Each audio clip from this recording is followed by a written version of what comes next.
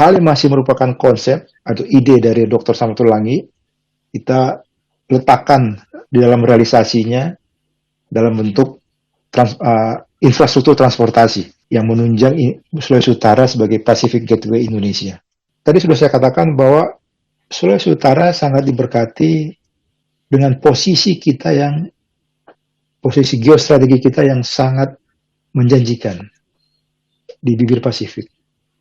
Sulawesi Utara karena yang merupakan Pacific Gateway of Indonesia, pintu gerbang Pasifik untuk masuk ke Indonesia. Nah, itu yang nanti akan menjadi potensi kita. Ini ibarat mutiara yang belum dipoles.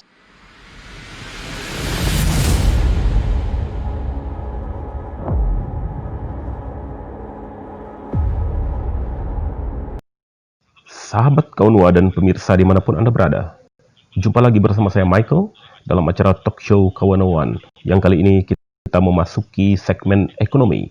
Lebih khusus kita akan membahas investasi di Sulawesi Utara, apa dan bagaimana perkembangannya. Untuk itu kami telah terhubung dengan narasumber kali ini, yaitu Bung Fabian Pascual yang adalah staf khusus di bidang investasi Gubernur Sulawesi Utara. Selamat jumpa, Bung Fabian. Selamat jumpa, Bung Michael. Apa kabar? Baik. Oke, sebelum kita lanjut, saya ingin memberitahukan kepada pemirsa bahwa telewicara kita kali ini menggunakan program khusus karena Bung Fabian saat ini ada di Amerika Serikat dan kita berbincang secara jarak jauh. Namun tentu diharapkan bahwa kualitas perbincangan ini tidak akan berkurang karena jarak dan waktu yang memisahkan. Tetapi ada banyak hal yang dapat kita angkat atau kita bincangkan dalam diskusi ini. Oke, Bung Fabian, coba untuk tahap awal, saya ingin Bung Fabian mungkin masih bisa memperkenalkan diri dulu. Mungkin banyak pemirsa yang belum tahu sosok Fabian Pascual ini siapa dan apa perannya di Sulawesi Utara. Terima kasih, Bung Michael. Ya, pertama-tama suatu kehormatan bisa masuk dalam Kawan, walaupun secara fisik kita nggak di Indonesia, tapi secara hati dan pikiran tetap Sulawesi Utara. Jadi fokus perhatian, termasuk juga selama di sini kita berusaha untuk cari investor ke Sulawesi Utara. Jadi sebagai latar belakang, saya sampai SMA, bahkan sampai kuliah tahun pertama di Manado. Saya di SD Frater, SMP Frater, SMA 1 Manado, dan sempat 2 semester di Fakultas Hukum Samratulangi tahun 87. Tahun 88 saya pindah ke UI lewat Sipenmaru, tes masuk. 92 saya lulus, dan sejak itulah saya tinggal dan bekerja di Jakarta. Setelah S1 di UI, Tuhan berkenan buka jalan, saya ngambil S2 Master Hukum di University of California, Berkeley, tahun 97-98. Dan sesuai dengan latar belakang akademik, profesi kali ini saya sebagai pengacara korporasi di Dentons HPRP. Saya salah satu pendiri dan senior partner di kantor pengacara ini.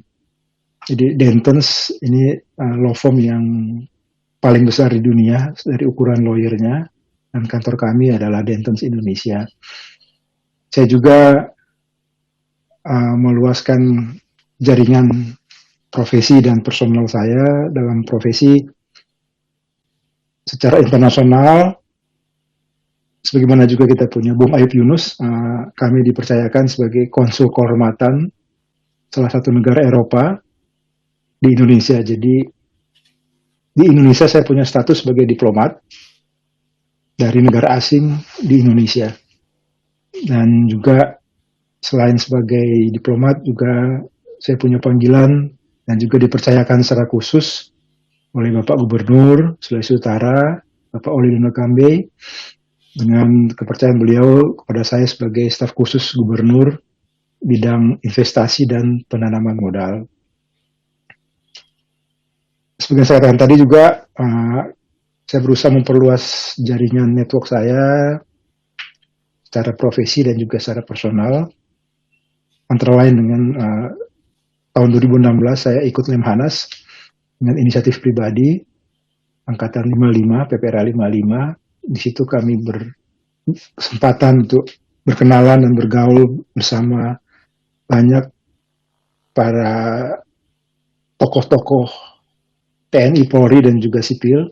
Teman-teman saya sekarang kebetulan ya, bukan kebetulan tapi memang prestasi mereka sudah banyak yang bintang, dan ini merupakan potensi network yang bagus untuk dimanfaatkan secara positif.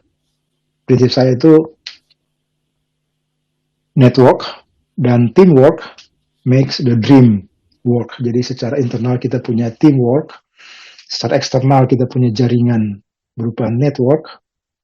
Dikombinasikan dua ini akan membantu kita menggapai apa kita inginkan. Make our dream work. Sekilas demikian latar belakang saya, Bung Michael. Oke, terima kasih Bung Fabian. Mungkin karena itulah sangat tepat Gubernur kita, Bapak Oli Dondo Kambe, mengangkat Bung Fabian sebagai salah satu staf khusus bidang investasi karena jaringan luas dalam negeri bahkan sampai luar negeri. Oke, Bung Fabian, sekarang kita akan masuk ke pertanyaan lebih detail, lebih dalam lagi. Kalau saya melihat data dan catatan investasi di Sulut tahun 2019 itu melonjak sekitar 308% dari yang ditargetkan. Yang ditargetkan kan 3,7 triliun, tetapi justru investasi yang masuk adalah 11,5 triliun. Kalau tidak salah ya, lebih dari itu. Nah, menurut pandangan Bung Fabian, apa yang melatar belakangi suksesnya investasi seperti ini? Dan mungkin pertanyaan selanjutnya bisa dijawab sekaligus, gambaran investasi yang sudah masuk di sektor-sektor apa saja? Terima kasih, silakan. Ya, terima kasih. Jadi jawaban dari pertanyaan itu sebetulnya ada di dalam statement saya yang tadi. Bisa ada lonjakan investasi yang besar di Sulawesi Utara disebabkan oleh dua hal tadi. Pertama, teamwork. Pemerintah Provinsi Sulawesi Utara mempunyai tim yang sangat solid, sangat capable. Di bawah pimpinan Bapak Gubernur dan Bapak Wakil Gubernur, juga Bapak Sekretaris Provinsi, menciptakan kelompok kerja yang punya panggilan. Jadi mereka militan dalam hal positif, bekerja membangun Sulawesi Utara, dan juga punya panggilan pribadi untuk membuat Sulawesi Utara makin kompetitif di nasional maupun internasional. Jadi pertama tadi, teamwork Pemprov Sulut yang hebat. Dan kedua, network. Khususnya Bapak Gubernur. Kita tahu beliau selain tokoh di daerah kita, beliau juga tokoh nasional, bahkan tokoh internasional. Sebelum ke Sulawesi Utara, beliau sudah banyak memberi diri kepada Sulawesi Utara. Beliau di DPR, di partai, dan bolehkah saya bilang mungkin istilahnya, beliau ada di mana-mana, tapi tidak kemana-mana.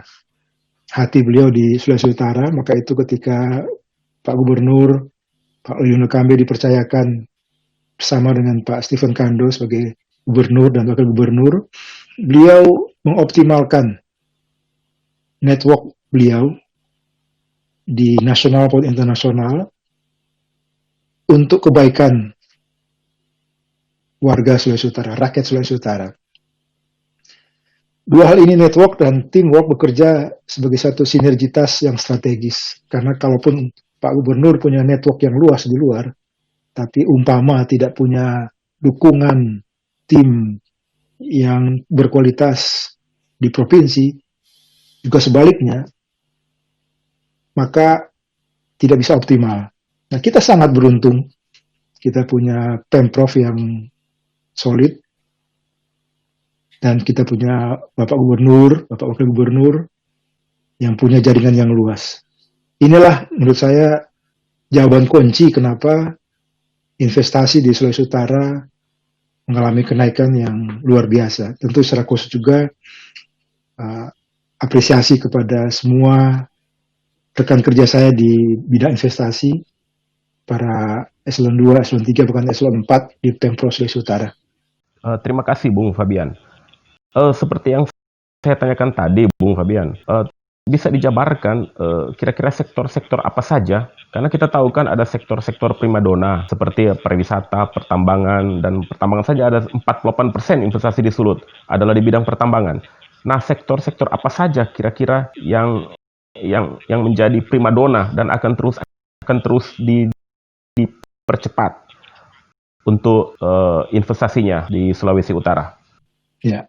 Jadi sebelum saya menjawab yang mikro itu, kita perlu lihat dulu gambar besarnya, makronya. Sulawesi Utara itu suatu daerah yang sangat diberkati. Sumber daya alam yang luar biasa. Lokasi kita sebagai pintu gerbang Pasifik dari Indonesia. Kekayaan alam kita yang luar biasa, di tambang energi, bahkan kelengkapan wisata alam kita sangat diberkati. Dan kedua, SDM yang tingkat human index-nya itu di atas nasional. Sudah dari dulu kita tahu bahwa orang Sulawesi Utara itu punya tingkat intelektual yang sangat tinggi. Wartawan senior Rosen Anwar pernah secara gamblang mengatakan bahwa orang-orang Sulut itu pinter-pinter semua. Nah, ini adalah gambar besar di Sulawesi Utara. Jadi yang kita kembangkan adalah tentunya berbasis kepada potensi yang ada di kita sebagai peluang, potensi sebagai peluang. Di bidang SDA, kita punya pertambangan, dan memang investasi terbesar di Sulawesi Utara 48% itu di bidang pertambangan.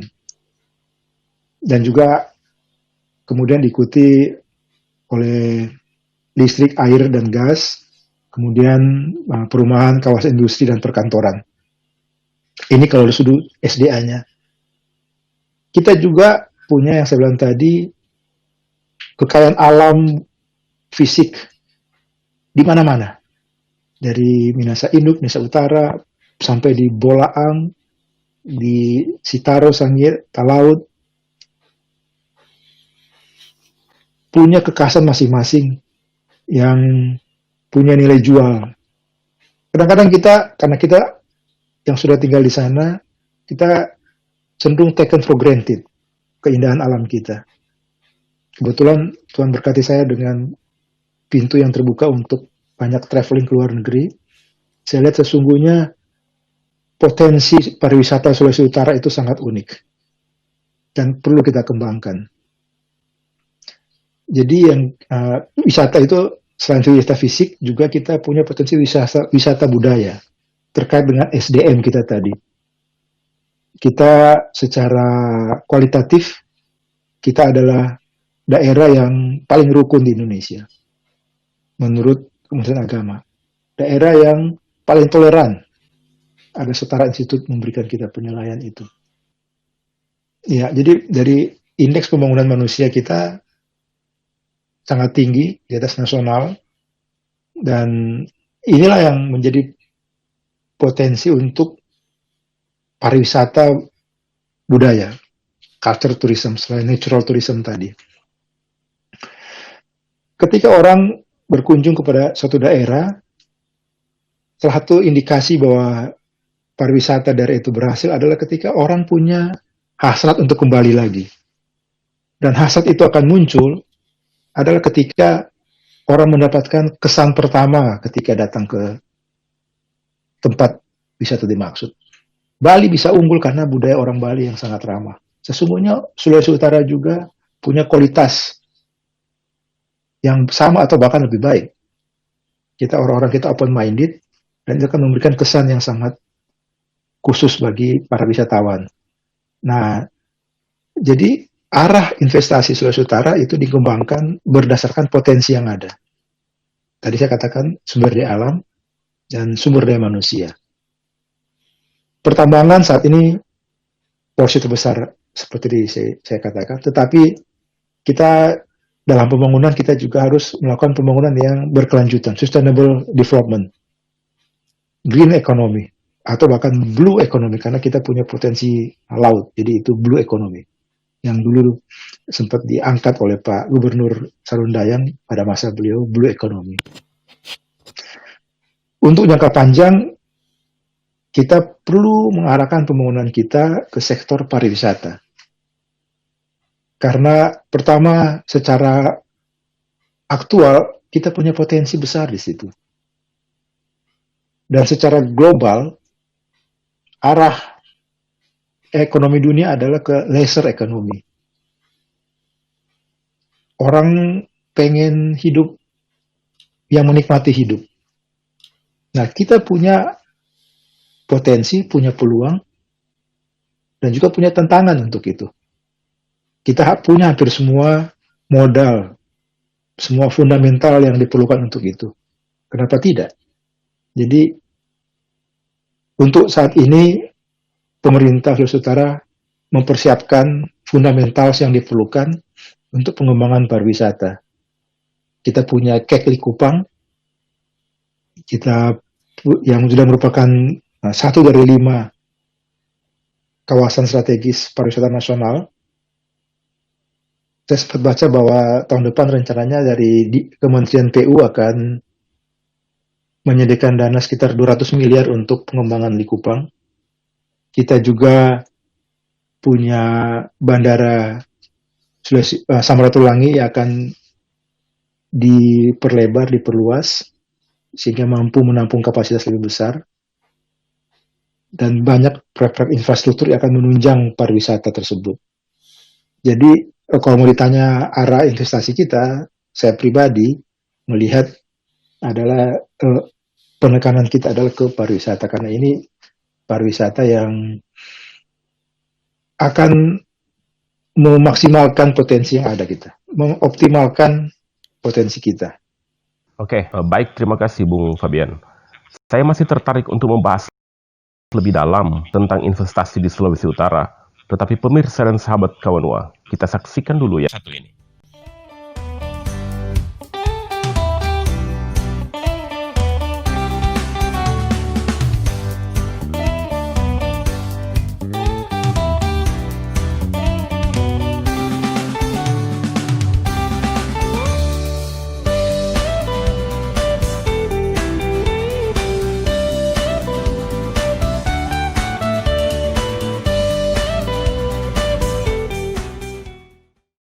Baiklah, Bung Fabian. Saya masih ingin bertanya tentang prospek investasi di Sulawesi Utara. Karena saat ini kan kita semua tahu, pemirsa dan sahabat Kawanua juga mungkin hari-hari ini sangat terganggu dengan banyak sekali pembatasan-pembatasan sosial. Dan juga karena pandemi COVID-19 yang sangat mengguncang dunia, menggetarkan dunia dan juga Indonesia. Tentu Sulawesi Utara juga mengalami hal yang sama.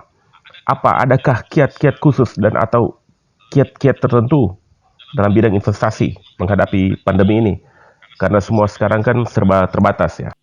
Ada istilah dalam bahasa Inggris, istilahnya mengatakan pressure is the mother of creativity. Jadi ketika orang dalam tekanan, justru kita akan keluar kreatif dan pinternya kita. Ya, istilahnya ibaratnya mau ada orang lempar jeruk ke kita, kita bikin jadi lemon juice itu jeruk. Kita ambil sisi positifnya, bright side-nya. Dan COVID ini kan global. Jadi bukan kita sendiri. Jadi tidak perlu terlalu kita khawatirkan dalam pengertian ada orang lain yang lebih ahli, lebih kompeten untuk memikirkan solusi ini. Tapi tentunya juga kita punya tanggung jawab untuk istilahnya itu flattening the curve, kempesin kurva yang terus naik agar bisa landai atau bahkan turun. Tapi memang tantangan besar untuk itu karena pemerintah sekarang menghadapi 2 krisis kesehatan pandemik ini dan krisis ekonomi. 2 hal ini yang saling bersitegang. Jadi agak perlu dicari titik keseimbangannya. Dan masalahnya satu beresiko mengenai hidup, satu mengenai penghidupan, life and living.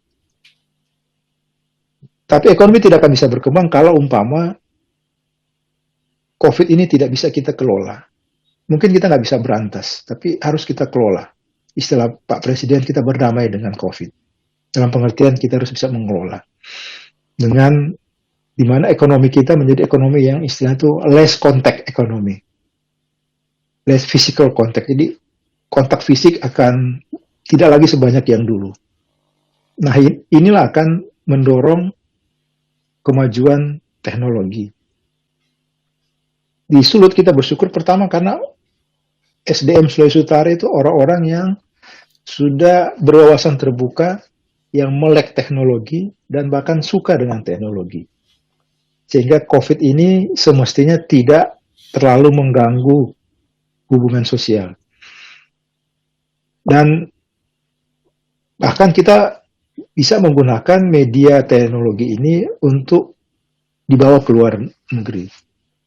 Tahun lalu, Pak Gubernur sempat diwawancara oleh salah satu jaringan berita internasional dan disiarkan ke luar negeri. Jadi memang kalau investasi global semua akan turun, kecuali investasi yang memang merupakan limpahan dari kondisi ini, seperti kalau di Amerika Amazon keuntungannya sangat besar karena orang sekarang cenderung online. Untuk tahap ini ya kita ambil sisi positifnya, kita bisa reorganize apa yang akan kita siapkan. Nanti pada saatnya kita lebih siap lagi dengan penyesuaian yang diperlukan untuk itu. Oke, terima kasih Bung Fabian. Pemirsa dan sahabat Kawanua dimanapun Anda berada, kita sudah memasuki penghujung talk show ini, tetapi tentu kita masih akan mendengarkan beberapa masukan dari Bung Fabian Pascual tentang terobosan-terobosan ke depannya. Tentu kita menginginkan ada sesuatu yang positif, yang brilian, yang tentu dapat kita rasakan sebagai masyarakat Sulawesi Utara di Sulawesi Utara kan. Dan mungkin ada hal-hal menarik apa saja yang dapat dikembangkan sebagai sebuah terobosan di Sulawesi Utara dalam bidang investasi. Mungkin dengan mengundang negara Cina atau Singapura, atau seperti apa yang bisa disampaikan oleh Bung Fabian. Ya, jadi kalau kita bicara globalisasi, salah satu esensi dari globalisasi adalah, kata kuncinya adalah konektivitas, keterhubungan. Sekarang tidak ada negara yang bisa hidup di bawah tempurung. Dia harus keluar, berinteraksi, beradaptasi, dengan mengadopsi nilai-nilai internasional global. Tadi sudah saya katakan bahwa Sulawesi Utara sangat diberkati dengan posisi geostrategi kita yang sangat menjanjikan di bibir Pasifik.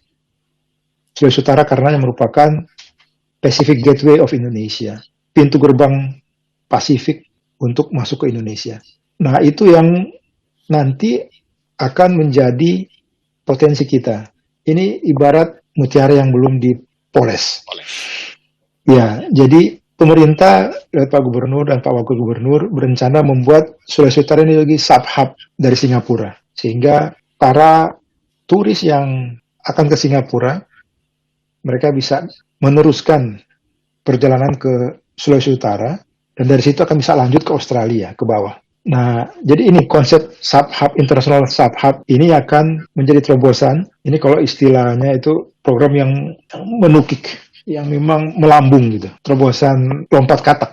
Jadi kan kalau kita program ada yang memang harus tahap demi tahap, ada yang berupa lompatan ke depan, terobosan.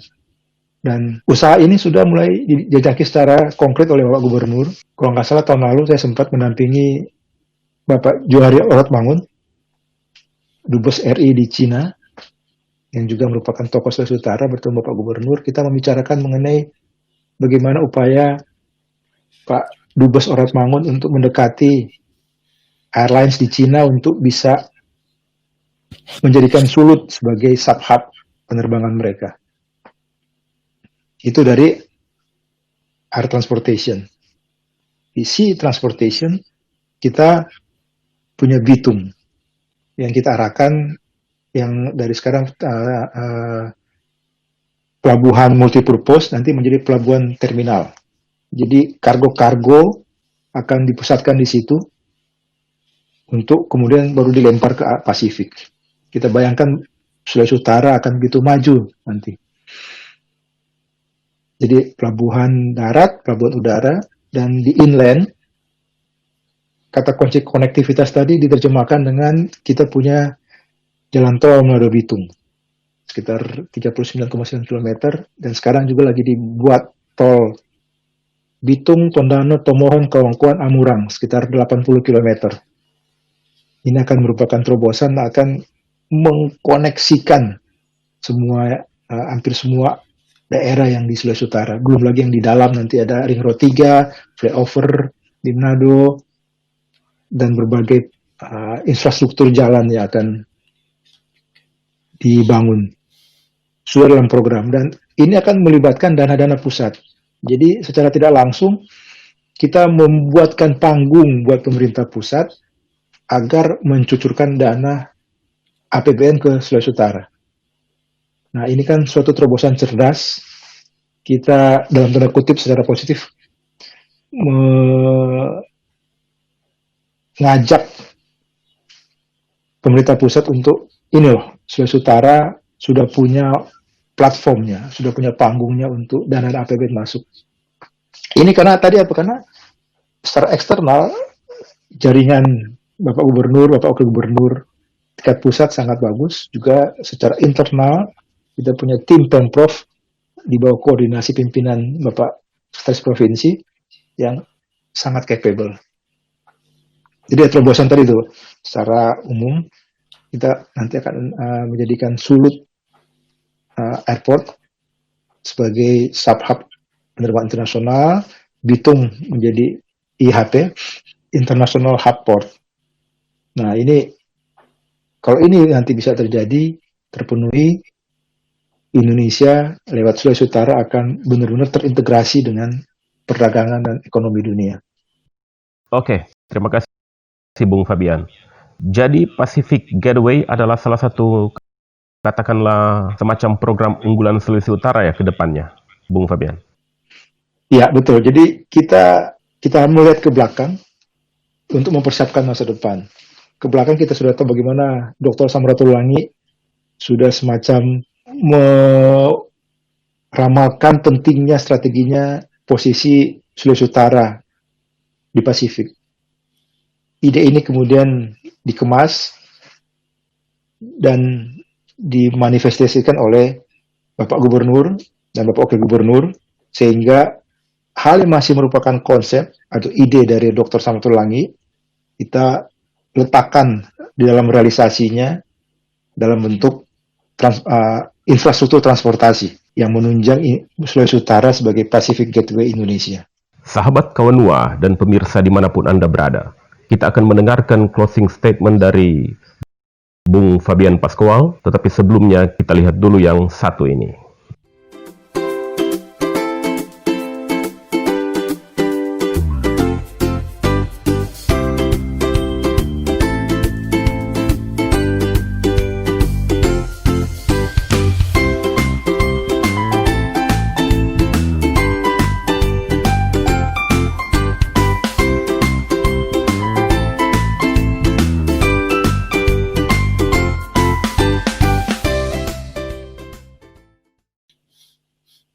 Yang perlu kita, ya sebagai kesimpulan dari semua ini, bahwa kita sangat diberkati oleh Tuhan dengan banyak sekali SDA dan SDM, dan kita gunakan kesempatan yang ada. Kita sungguh beruntung punya pimpinan provinsi yang punya network yang luas dan Pemprov yang punya teamwork yang solid.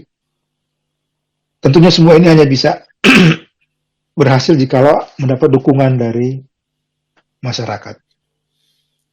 Mari kita bersatu, semangat kita baku tongkah, baku beking pande, bersama kita bisa.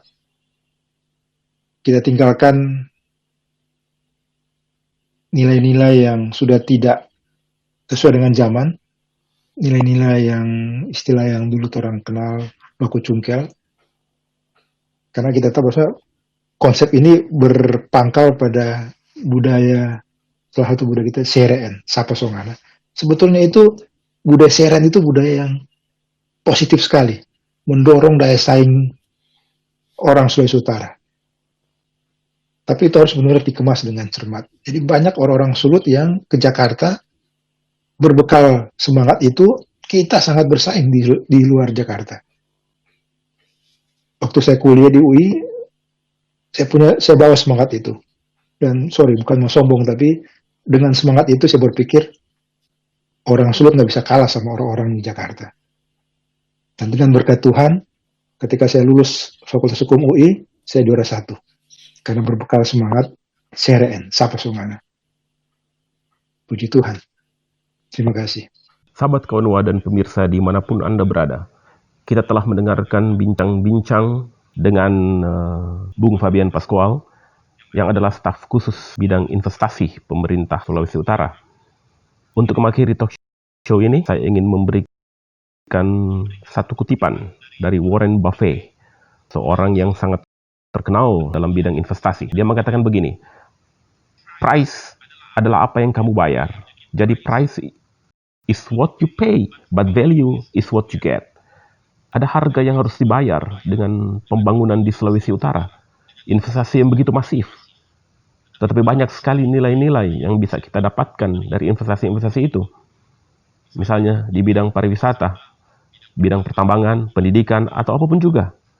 Oleh karena itu, mengakhiri acara ini, saya ingin mengajak semua investor yang melirik Sulawesi Utara untuk segera datang ke Sulawesi Utara, dan Anda akan melihat betapa berkembangnya Provinsi Sulawesi Utara, dan ada banyak hal yang bisa diinvest di sana.